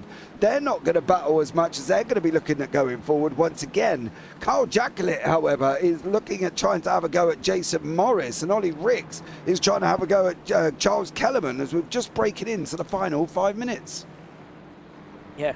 Has flown by this race, in fairness, thanks to the quality of the racing that we've been seeing and just how great these drivers are at, putting on action and making the time fly, because time does fly when you're having fun. That's very wide though. Flying off the road is Jason Morris, at least momentarily, keeps it on quite nicely, but has to relinquish that 12th place to Carl Jacklett, who in the red and black nicely moves his way up into 12th place. So again, great racing still to come. 4.5 minutes left to go. Final few laps then of the evening here at Lime Rock, and no surprise, it's brought some. Yeah, it's brought. I'd say, I reckon it's actually exceeded expectations. I thought maybe we weren't going to see as many overtakes around here, but it's brought plenty. Yeah, absolutely. I do fully agree with you there as well. It has brought some great overtakes. Ollie Ricks and Charles Kellerman having a go. It seems to be the weirdest thing for me though, is the inside line round turn 1 doesn't seem to be the favoured line, because it doesn't give you the inside for 2. It seems like you can run it round the outside of 1, you'll have the inside for 2, but then that puts you out of sync for 3. So there's then of course going round 4 and up through the uphill, you're out of line again. So it doesn't seem to be any favoured line coming through this race circuit, through the first half of this race circuit. Because if you're going for the outside, you're going to have the inside. If you're going on the inside, you're going to have the outside, but you'll have the inside for the next one, and then the inside for the next one, and then the inside for the rest of them. So where would you put your car going round turn 1 if you would defend it? I mean, either one works, I have to say. I mean, you can defend outside, you can defend inside, and both, have their merits. It's all about how you, obviously, who you're racing as such. We'll see it now. As you can see, Ollie Ricks trying to move his way past Charles Kellerman. He's going to brake a little bit later, but not enough. And you can see how Kellerman was just able to keep his footing around the outside. That's how you defend on the outside. Defending on the inside, though, is essentially not letting that happen, whilst also not going in too deep that you can get a supreme up and under like we saw with Delmont and Hardy. It's a balancing act, and it's circumstantial, and you only really know once you're in the moment with someone that you've been battling for a couple of rounds. Yeah, absolutely. And we've had a swap here with these guys as Luke Maxwell has taken up the mantle away from John McHutchinson. That happened earlier on lap 17, so 2 laps ago. We're just coming near the end. We've got about 2.5, maybe 3 laps trying to see where the leader is. David Ayres and Adam McNally and battling out with Carl Hardy in the mix as well for the 3rd, 4th and 5th place here. David Ayres, the Rock, he's kind of just not allowing them to go. I thought he was nearly gone then, Zach, to be honest. I mean, yeah. These guys, they like to scare us, don't they, these guys? Like, they just drive as close to the limit as they can get and think, how much of a heart attack can we give James and Zach before they just eventually kick the bucket? It's almost as if they don't want to broadcast. Maybe they want Craig Jones back. Maybe this is a form of protest. Don't tell him that. We're never going to get him out of the booth if we tell him that they want him back. I can tell him that much because he'll just be blinking up here all the time. He'll be like one of them bad odours that you can't get rid of. You know what I mean? That just keep following you here as well. Going over the last 18 and a half minutes, we are going to have probably one and one more here once again. You can see the line of cars at the further up of the back there.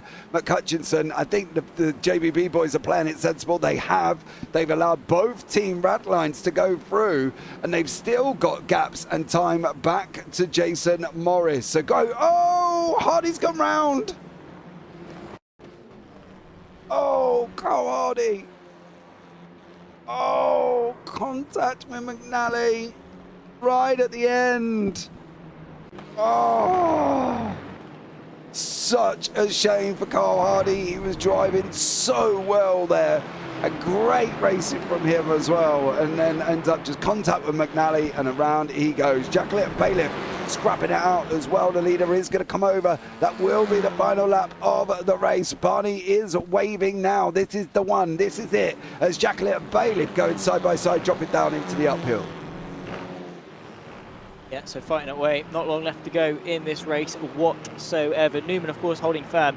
Downwards done a good job as to close that gap down to now sub 5 seconds, but all in all, great rivalry between those two. Bring it on for the rest of the season. Bailiff versus Jacqueline, though. Jacqueline on a steady progression forwards despite the adversities that he's faced over the course of this evening, mistakes and incidents and poor placement. He's been able to fight valiantly all the way through. Is now going to be looking to go to the outside of Bailiff, who himself has had a topsy-turvy evening in terms of pace, but fairly successful at the end of things. Carl Jacqueline can behind up that move, but only half a lap left to do it. Pete Newman, though, for the win. Yeah, absolutely. Pete's coming over the line now as well. He is going to go over. He's going to take this victory in race 3. He's pulled some points back. He did take the victory there. Pete Newman in first. Adam Dalmont. No words. Great racing from him. David Ayres, is he going to get third place? He does just there as well. Dan Lewis is going to take the victory as the line of stand from the JPB boys as well. Lewis in the first, Parfitt in the second. Great racing from them guys as well. And a big old lead they had, I'm not going to lie, over the people behind him. It was almost 8 seconds back to Jason Morris. So great racing all the way through. Again, there's some amazing action as well. And race 3 didn't disappoint us. Did not. None of them did, really. Race 1, 2, or 3. Race 1, fairly tame, which is to be expected. You know, everyone's in the pecking order where they should be. Of course, we had Adam McNally fighting his way forward, which is always going to be a bit of fun. Race 2, McNally did exactly what he needed to. Got in front, ran away with it, won the race. Delmont, of course, the drama. Pete Newman as well, the drama with him. And then, after that, it was just race 3. And, well, I think race 3 did all the talking it needed. Yeah, absolutely did there as well. We'll bring you up the results before we try and have a chat with some of the drivers. Here is the race 3 results. In first in the pros was Pete Newman, then Adam Dalmont and David Ayres. Great defending from David Ayres there as well. Did an absolutely stellar job. Anna McNally in 4th, Luke Maxwell and John McCutchinson in 5th and 6th. Then it was the JBB Racing boys of Dan Lewis and Edward Parfitt taking the 1-2 in the AMs with Carl Ridley, Carl Hardy, John Bailiff and Carl Jacqueline.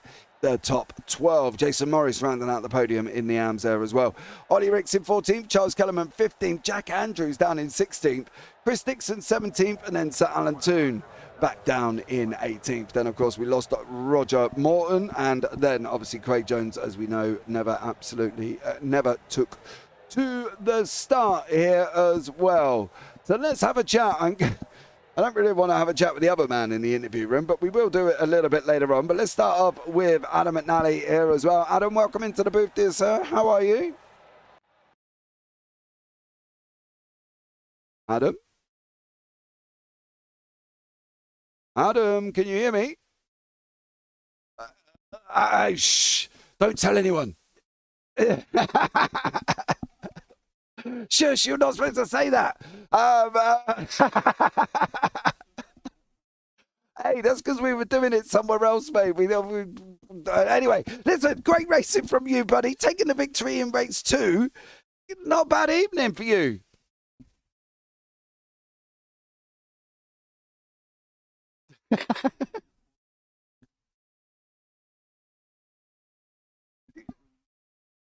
Oh, mate, you motored on through race 1, though, and put yourself in that prime position to get that race 1 in race 2, didn't you? It was a stellar. I think you were up like 11 places in race 1.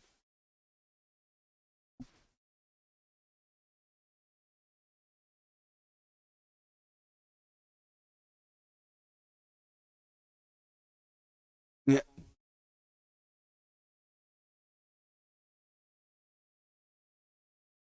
Mm.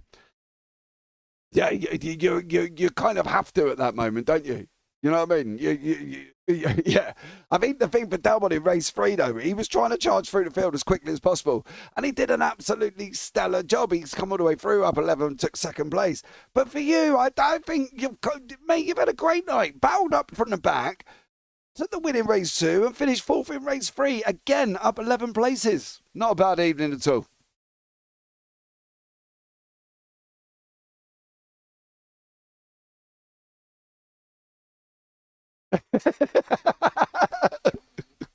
See how you get on as well. I'm just going to rock up in a minute. Yeah, come and do that every week, mate. See what happens next week as well. But look, fella, absolutely stellar job from you. Great racing as well. Anyone you want to shout out before I let you go tonight, Mod?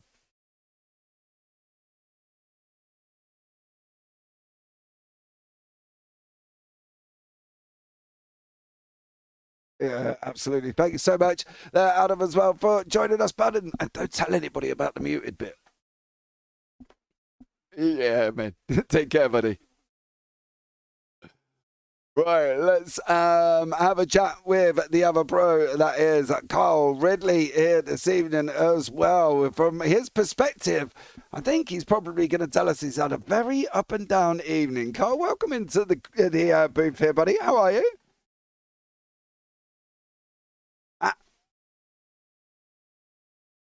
Well, yeah, I didn't want to say roller coaster, but that's probably what you've had, isn't it?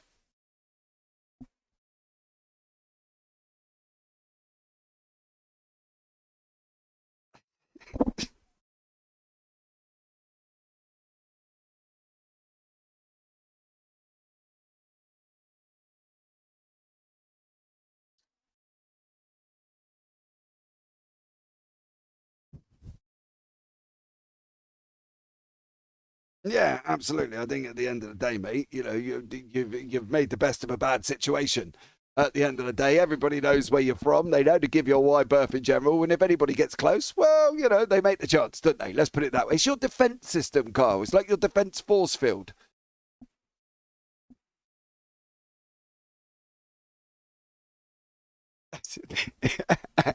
Yeah, absolutely there, mate, as well. Well, it's been a pleasure talking to you, Carl. Thank you so much for joining me. Anyone you wish to give a shout out to before we let you go?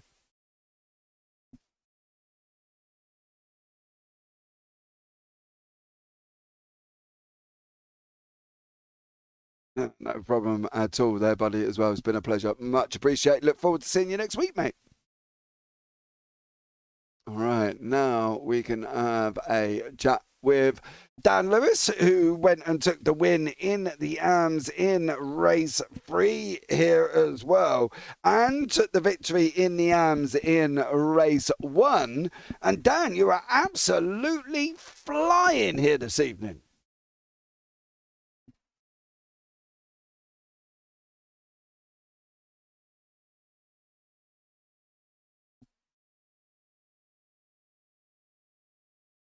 Just nah. Yeah, tell him it was his fault, even if it wasn't.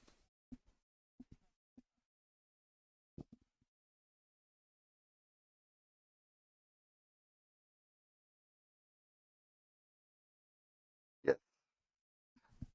That you did decide that you wanted to put the Clio up into the realms of Pete Newman. Brakes were on. Were they on? My brakes. I've checked the replay. My brakes were on. Pete's was not. Pete came back onto the track. That's what you say, buddy. But it was great racing. I think it was good overall. Good evening for you, and obviously you and Edward coming over the line 1-2 in the third race. Yeah, I let the pros come and he was there. So I let Carl go and he said, "Thank you very much." I said, "Now pull me." And Edward said, "Don't worry." Yeah. And then obviously we're in the same chat now, just in team chats. And I said, "The gold cars are coming." He said, "Let's let them go on the straight then." Yeah, exactly. So, there's no need to fight. And we did say that, to be honest. You guys did an absolutely stellar job there as well, racing around, and absolutely epic. So, yeah, not a bad night for you guys at all. Dan, anyone you want to shout out before I let you go? just yourself and for Zach, because I think he does an amazing job. He needs to get his name put on the car a bit more. Right. And for Craig, for welcoming him back. Well done. Yeah, he did. He only lasted half a race, though. But hey, we did try and warn him, but look, he didn't listen. You know what I mean? I've told him to go get automatic, then just steer one-handed. Yeah, just get auto change, innit? Auto gear or whatever it is. So there you go. But well done, Dan. Thanks so much for joining me there, buddy. And look forward to seeing how you get on next week. Thank you very much. No problem at all. Have a good one, mate. See you later. Bye-bye. See you later. Right, next up in the JPB booth, we will have a chat with Carl Jacklett. Carl as well, you can probably safely say that Carl has had one of them evenings, the same as Carl Ridley. It's more of a roller coaster than it was a race. Carl, welcome in, buddy. How are you? Yeah, I'm good. Absolutely knackered, but I'm good. Yeah, really good. Very roller coaster-esque evening for you, dear sir. Yeah, had some good pace. Had some great bits side by side with Roger. I think we did a whole lap side by side. That last race. Yeah, and then we come together a bit, but we'll gloss over that. It wasn't my fault. No, it's been a good. I've enjoyed it. That's the thing. Even race 2, Pete was just a passenger. That was just unlucky. It's a roll of the dice, and sometimes it comes up double one.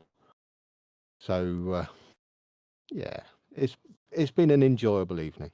Yeah, it was better than the TCRs. I was way too tired and hadn't done any practice, and got in just as qualifying was starting, and I shouldn't have done it. I was absolutely shattered. So that I just pulled over and parked it. It was pointless carrying on. All I'd do is cause a crash. But tonight has been an absolute bundle. Yeah, good to see Craig on track.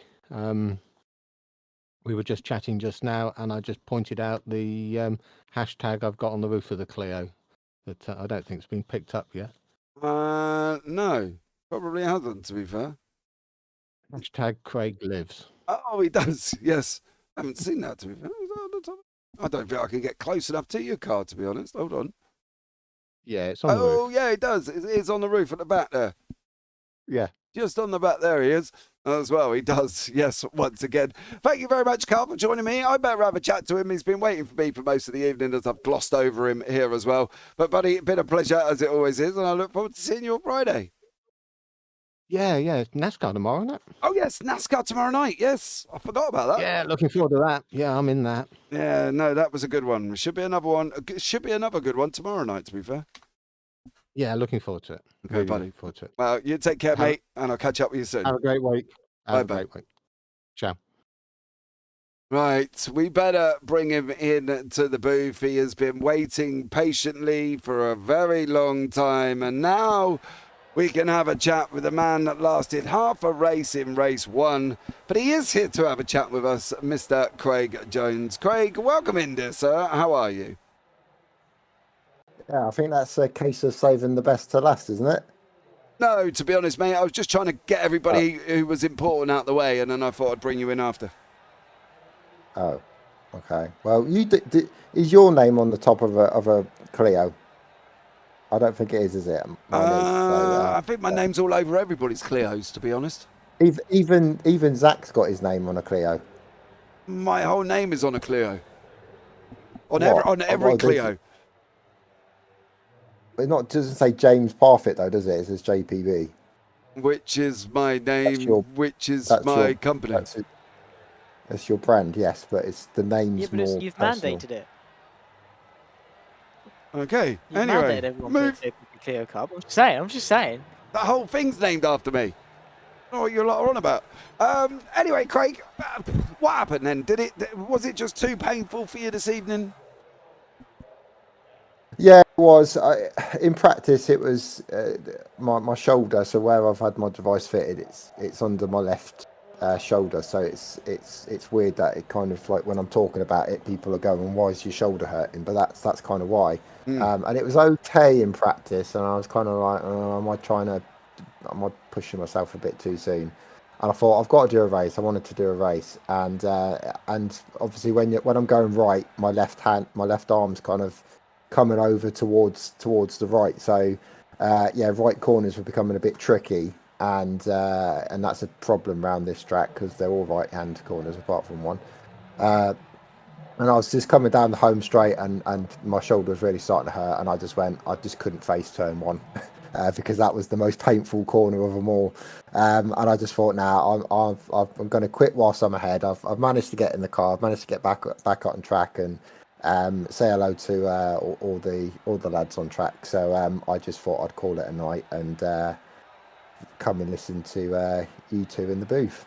Well, thank you so much for joining me, Craig. It's been a pleasure, and I'm sure I will talk to you tomorrow. Tell us about, just really quickly before we go, because we're going to do some cross-advertising here as well. Podcast just gone live, right? Yeah, it has. Where James talks absolute nonsense and I talk Less nonsense, sense, basically. That's standard procedure. But anyway, so go and check it out. It's a good opening one, and we've got some interesting topics coming up. Yeah, we definitely have it there as well. Craig, thanks so much there, buddy. Thanks so much for joining me, and I'll catch up with you, no doubt, a little bit, probably even tomorrow. Yeah, I'm sure we will. Take care, mate. Bye-bye. Well, there you go, Zach. Craig in the booth as well. Shoulder hurting, that's fine. Everybody else seems very happy about their evenings of racing this evening. As they should be, to be fair. It was a really, really good one. Everyone really nice and close, competitive. Lime Rock, once again, proving to be a really good venue. And all in all, really successful evening. Of course, not so much for Craig, but what can you do? This is what it is, really. Poor guy. Hopefully he'll be back racing soon, because I really don't want him back in the commentary booth. All in all, though, not a bad evening. Yeah, I fully agree with you on that one. Don't forget, guys, that's going to wrap it up for tonight as well. Don't forget, like, subscribe, and turn on the bells, and head over to the Conclusion Unknown podcast, where you can sit there and watch me and Craig. I talk logic. Craig talks absolutely nonsense, apart from what he's told from the indoctrination of the media. But that's going to round it out now, guys, as well. We're going to wrap it up here as well. Don't forget, stay tuned along the JPB YouTube channel, as there's more coming up this week. There will be more videos going up today. Tomorrow, it's been a bit of a manic day here as well. So for now, guys, from myself, I've been James Parfitt, alongside Zach Sweeney up here in the JPB booth. And as always, take care. Have a great week. And you never know, we might see you on the track sometime. Good night.